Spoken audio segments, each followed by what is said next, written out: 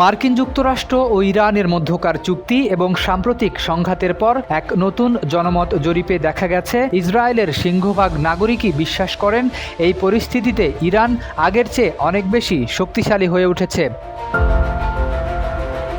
জেরুজালেমের Hebrew university এবং আগাম ইনস্টিটিউটের যৌথ উদ্যোগে পরিচালিত এই জরিপটি ইসরায়েলি জনগণের মধ্যে তৈরি হওয়া তীব্র হতাশা ও উদ্বেগের চিত্রটি ফুটিয়ে তুলেছে। 17 থেকে 20 জুনের মধ্যে 3644 জন উত্তরদাতার উপর ভিত্তি করে জরিপটি পরিচালিত হয়।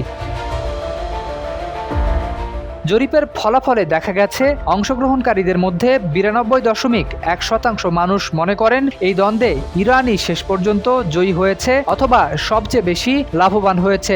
অন্যদিকে প্রায় 82.9% ইসরায়েলি মনে করেন এই পরিস্থিতির কারণে দীর্ঘমেয়াদে ইসরায়েলের জাতীয় নিরাপত্তা চরমভাবে দুর্বল হয়ে পড়েছে। সবচেয়ে উল্লেখযোগ্য বিষয় হলো, দেশটির বর্তমান প্রধানমন্ত্রী বেনিয়ামিন নেতানিয়াহুর মূল রাজনৈতিক ভিত্তি হিসেবে পরিচালিত ডানপন্থী জোটের ভোটারদের মধ্যেও এই মনোভাব প্রকট। জরিপে অংশ নেওয়া ডানপন্থী ভোটারদের 93.1%ই স্বীকার করেছেন যে এই লড়াইয়ে ইরান জয়লাভ করেছে।